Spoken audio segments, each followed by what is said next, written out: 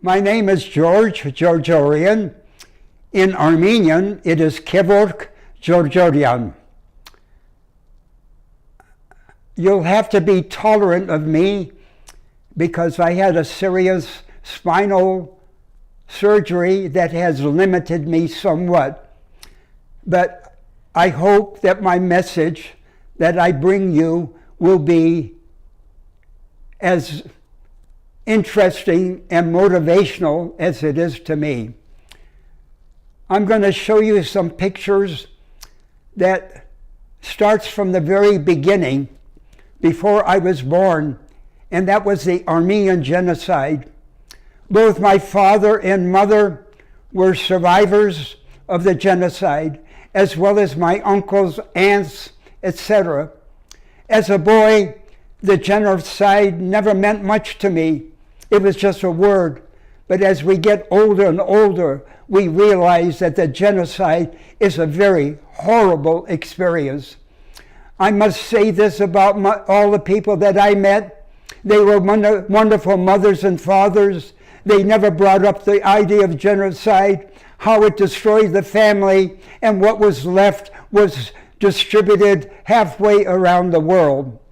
Up here on this wall, I have some posters that on April the 24th, I have carried to the genocide, what they say, the suis, the presentation of thousands of Armenians on Wilshire Boulevard in Los Angeles. And I have taken some of these posters that you see here, and interesting enough, how many people have come up to me and say, may I take a picture of you? Now, the poster that I believe is most sensitive is the one in the upper right. That poster shows the detail of the cruelty of the Turks towards the Armenians. When you read all the different ways that mankind can find to destroy a group of people like the Armenians, it's unbelievable. And I'm sorry to say that even in my age, and I'm 93 years old, genocide is still existing in the United States. I'm now going to take you downstairs here and show you a picture and explain something about what's on those pictures. They're pictures of my mother and father, and I will explain something about their lives. Okay, let's go inside. I'm now continuing my presentation. I mentioned my mother and father. On the left-hand side is a picture of my mother, a 14-year-old girl who survived the genocide.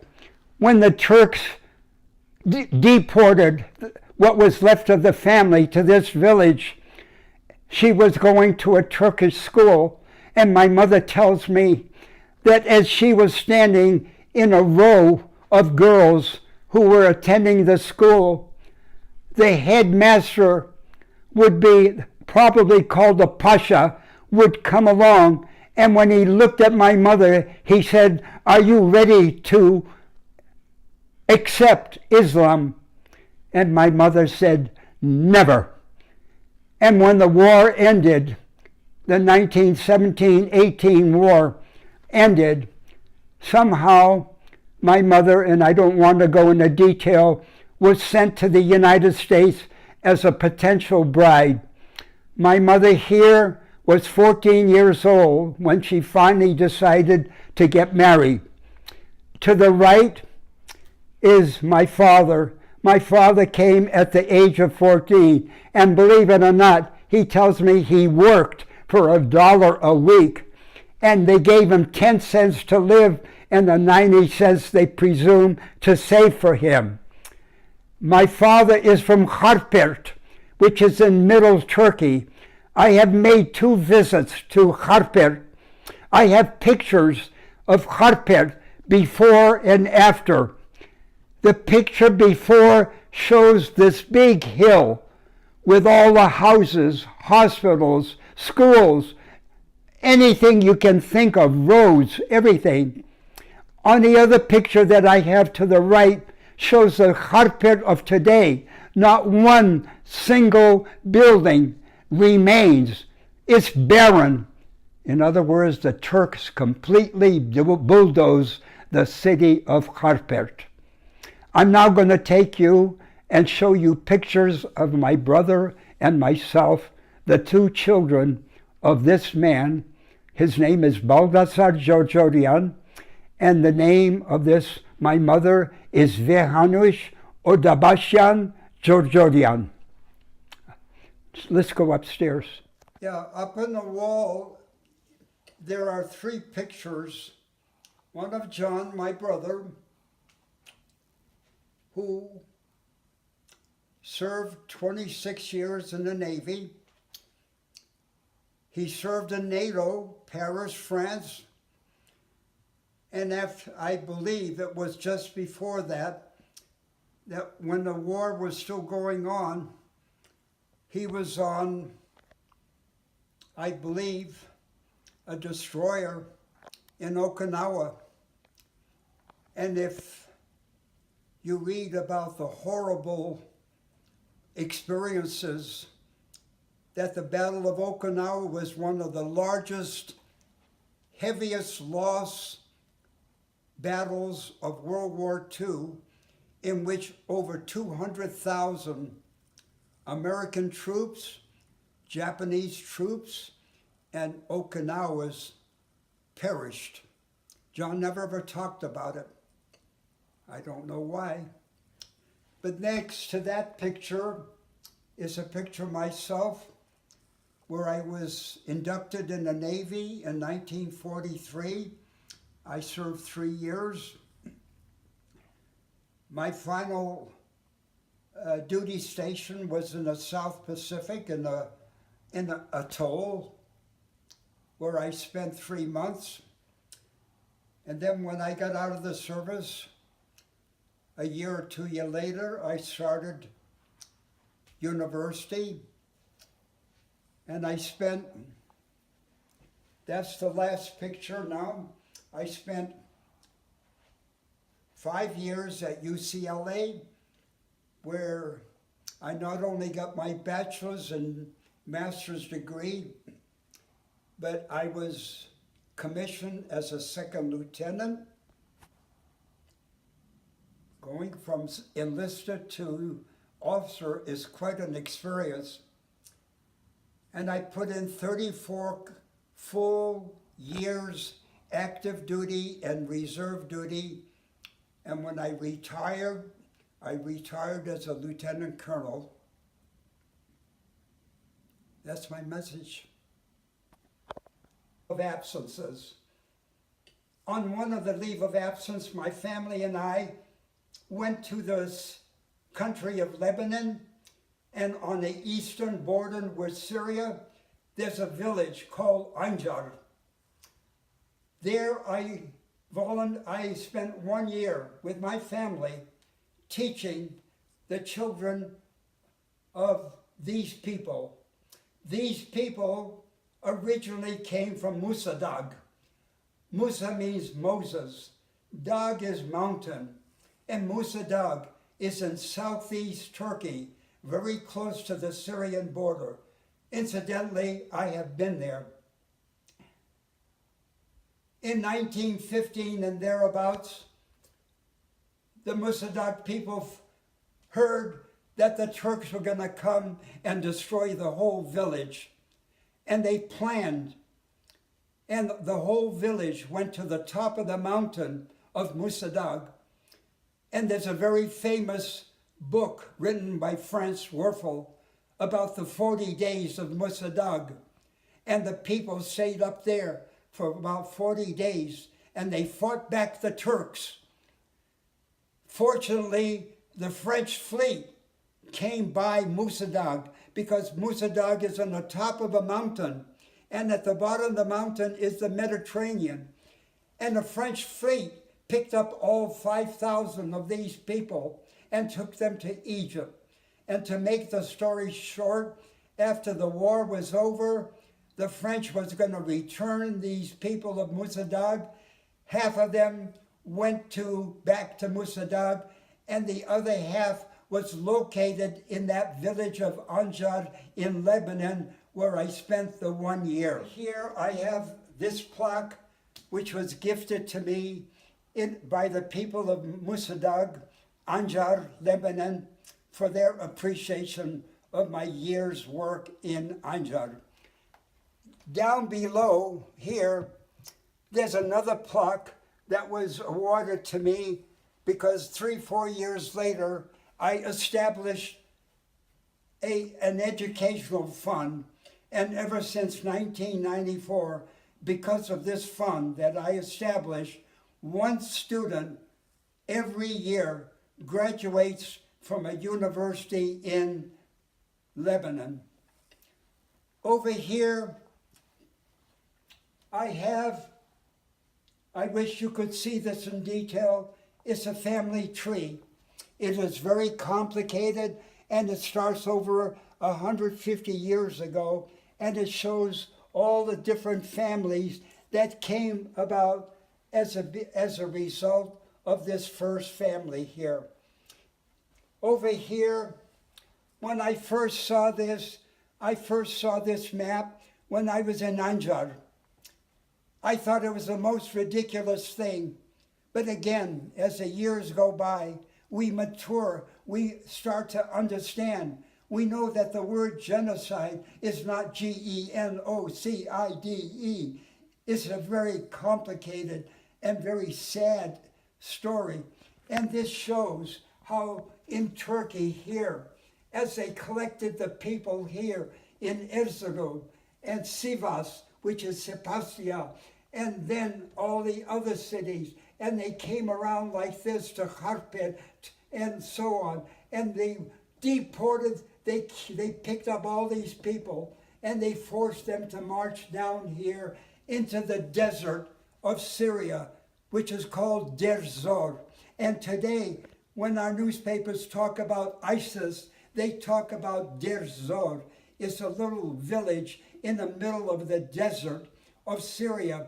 And they tell me, and I have seen pictures, that when you go to Deir Zor, for acres and acres, if you reach down and grab a handful of dirt, in that handful of dirt, there are little pieces of bones of the people who survived the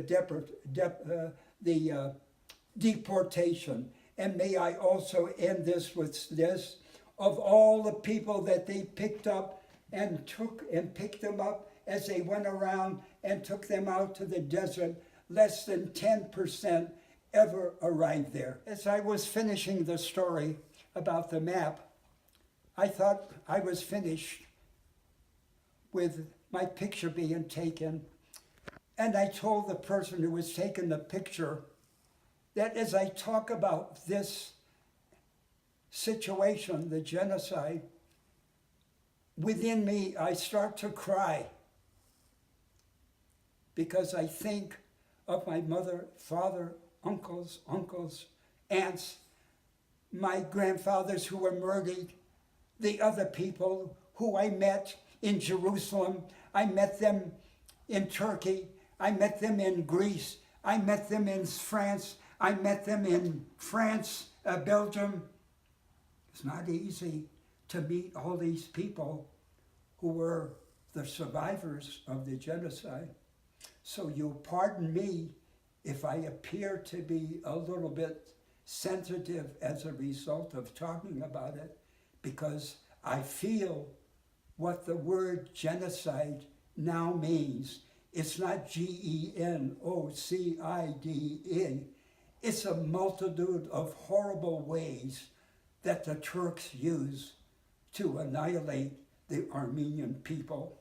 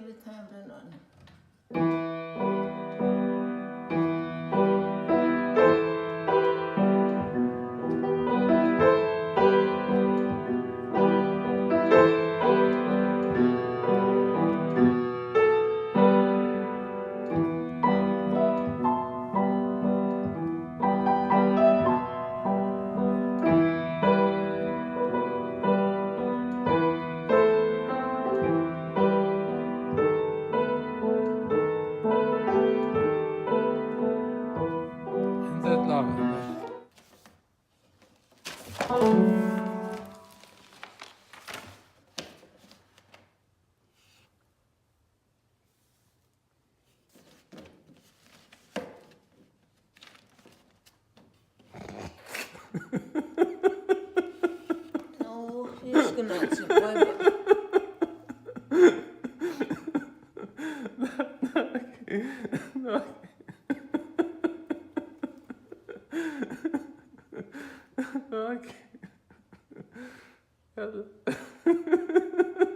Forget.